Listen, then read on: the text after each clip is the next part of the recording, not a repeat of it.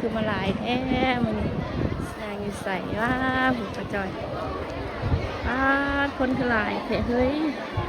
สบายดีเด้อพี่น้องเด้อสบายดีอาบุญน้ำกันจ้ามาสบายดียังเศร้าเอาคนตกหน่อยสิว่าอย่าไปคนเลยสิตกมาไปเลยไปได้มาชนะได้มาบ่เนี่ยมาตื่นแซ่บในของวันเกิดดิเฮ้ยคนหลายเลยมันนี่น่ะโยกินลาบลาย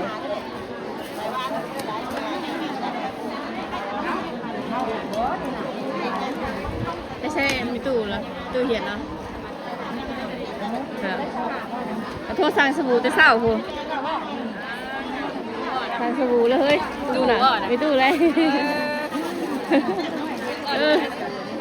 79ไว้ไม่สุก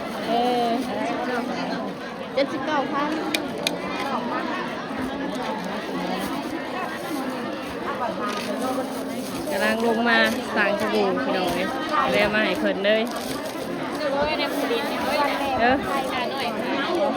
ขาหน่อยสไลด์นะสวัสดีสามีน่าเลยขาจังไรเบค่าน้อยขาจังไร10,000คิดเพิ่งแท้นี่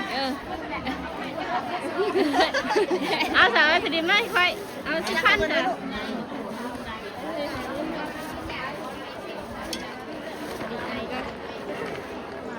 คิดว่าเพิ่นใช้ได้เอาลูกยันบ่ทันแน่บ่ให้กระเบือกระเบนกันแล้วจะสมอย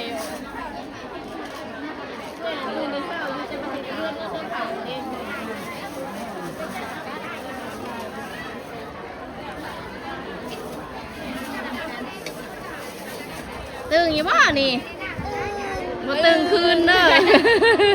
คืนเด้อมาตึงเด้อ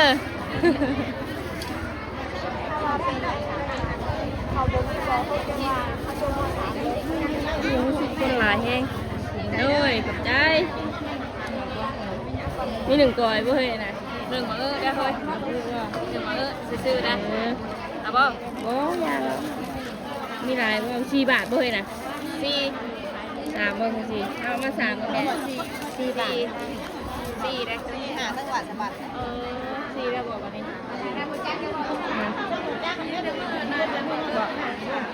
ได้ใส่แดงเอาต้องถุงยางได้ใส่ไปแจ้งพี่น้องเลยเนาะยางเรือบ่เรือบ่จังบ่จังใส่กันเอาขอเราแบงเอาถูกกันแบงเอาเนาะ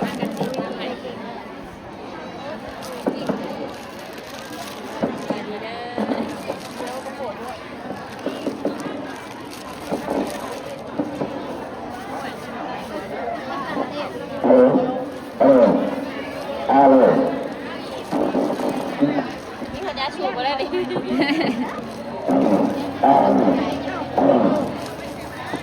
ก่อนน้ำปลาจอยเอามาให้อยู่นี่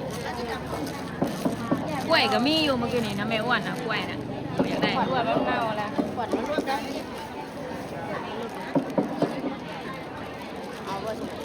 กล้วยหน้ามีตู้ได้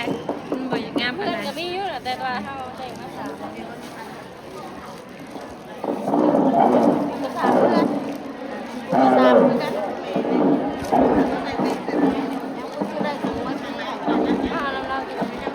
เราสื่อไปชมก่อนได้ละภาษาตาได้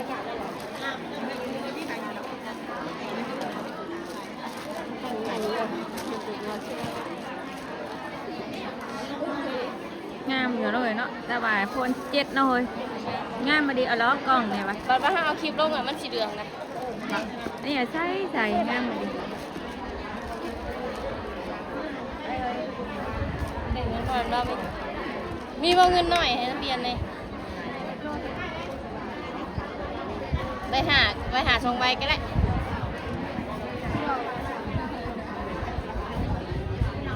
มีดิมีแต่ใบใหญ่ๆมีแต่ใบใหญ่เนาะมีนาเลยไปค่าหน่อยนี่ดิไปค่าหน่อยชื่อได้ไม่ได้เงินใบใหญ่ชื่อเลยดิ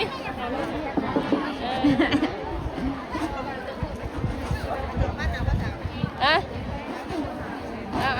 อา มีน้อยเนาะยังลายดิบลายดิบ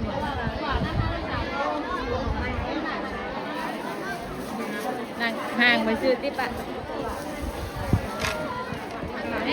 สิเมื่อแล้วบัดนี้จะไปขายมองไม้ว่าบ่เออเก่งขายมองนี่เบิดเด้เนาะขายตลาดนัดรอบนึงอะไรนี่น่ะ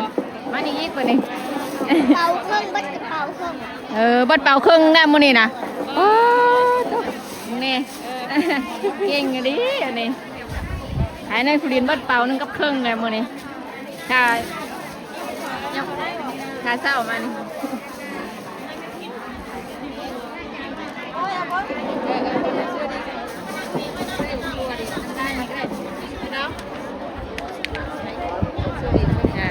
ได้ขาย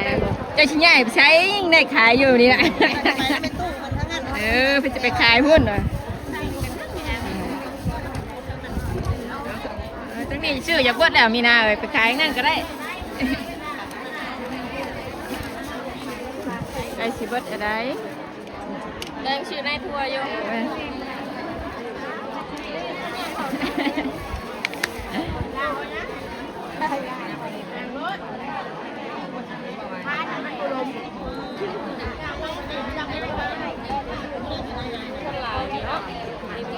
อยู่บนเย็นไปได้ไหมได้ยังไงก็น้ำนี้มูตื่นอยู่จิตว่าจะสิลงตัวก็ยังมูตื่นเยอะก็ว่าจิตนี่ก็ว่าน้องคุณยาแม่ก็บ้านเราบ่เมื่อนี้พ่อเพิ่นมาได้จะมากันรู้ก่อนไปแล้วบ้านนี้ใหญ่ได้มาทานหน่อยไปแล้วบ่ตื่นมาบดขายวัดสอบหนึ่งกับเครื่องขายตลาดนัดก็แม่แล้วก็สวดก็ล่งนะพี่สอนเขาเราเองบ่นะเขาเราเองบ่เราชื่อเหรอต้องเราไก่เนาะหลายชาวเห็นเพิ่นโคตรลงนะเป็นอะไรแซ่บบ่แซ่บเลยมันเบิ้ลหรือบ่ยักมันก็หูมันเพิ่นคั่วเบิ้ลก่อนเขาถามว่าเอาเงินก็ต้มเด้เพื่อนจะเอาเงินแล้ว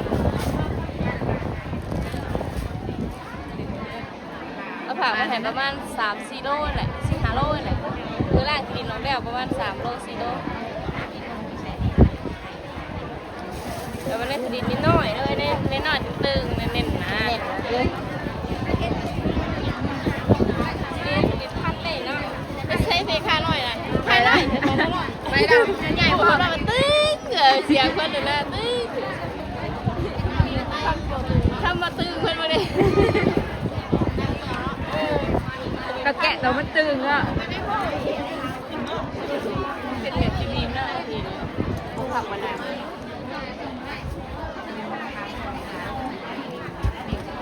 ไอ้ก่อน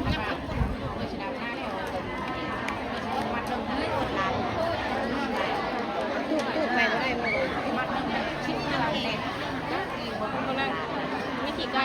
วิธีนกนี่แบบ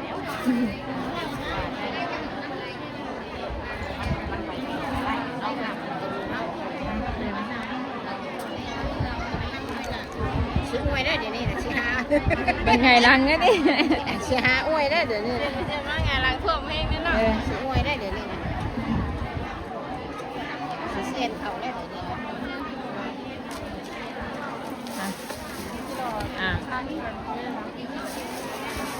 ซื้อน้ำซื้อบาทนะ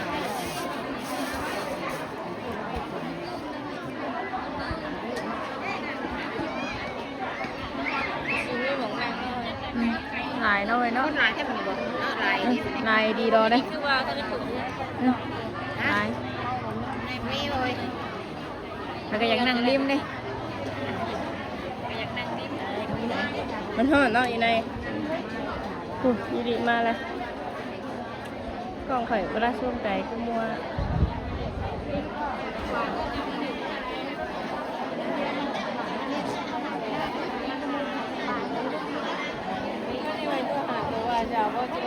ไม่ใช่เอากระปุกตุ้ยดูละ100 ตัวไม่ใช่สภาแล้วมาขายให้แม่ประสบการณ์แม่ประสบการณ์ไม่ได้ลงมาเอาเลยขวดดราม่า แม่ไม่ตู้เนี่ยแม่เป็นราคาที่โรงเรียนเนี่ยกันร้อยนึงประตูร้อยนึงอะไรอ่ะเลือกตัว40สุดท้ายวันนี้จะหายอย่างก็จะเลยตอนนี้ว่าตัวละ500เลยเต้นได้อย่างไรยังถึงการวันนี้จะหายถ้าถามยังไม่ดึงก็ได้ให้บางทีมีคนเจอเราซื้อไปแบบนี้ตะกี้นะเดี๋ยวแม่ด้วยตัวอย่างนะเดียวได้รับการถามเราเกิดมาตีนคนจะมาเห็นมาปะร้องละเอียดทั้งหมด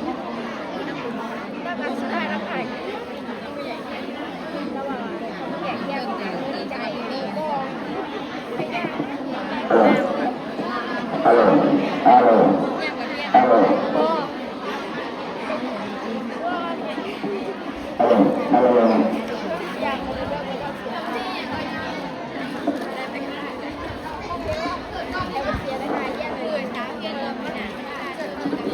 พิงเงินมาเท่า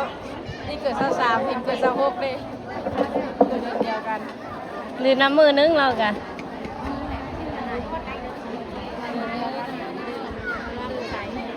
หลังจากใช้บาทแล้วเห็นห้องผึ่งได้ไหมนะ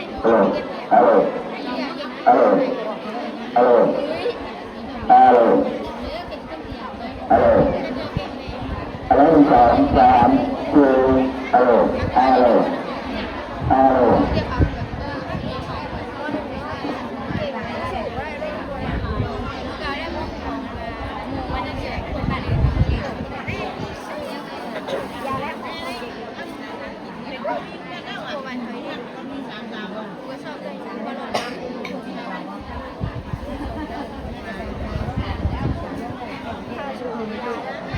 นั่งกลาง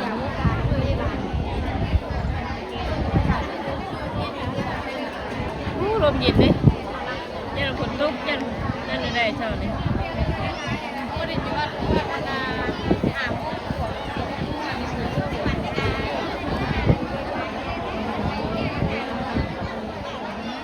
เราเห็นป้าตาย่างเลยเพื่อนตัวนึงกี่นี่แต่ย่างป้าตา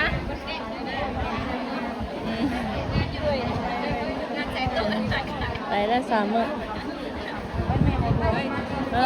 มีแต่ทีมงานสายตูดแต่เรากับทีมงานสายตูดเราตูดกันว่าเรากัน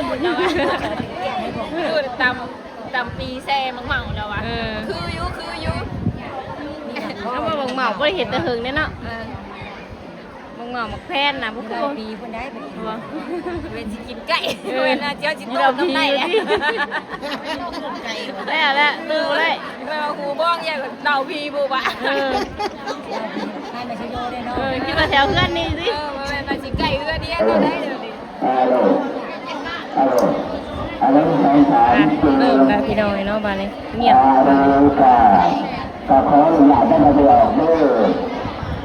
เครื่องเป็นแบบติดคำเด็กกันน้อยถึงมือข้างบนตั้งขึ้นเมื่อวันนี้เลยเท่าไหร่ดูเพื่อนดูเพื่อนเลยแบบนี้เลยไปขึ้นเลยไม่ทำข่าวข้างไหนแต่ยาวอะไรเชื่อข่าวเชื่อที่ท่านงานจากปัญหาต้องกระโดดนอน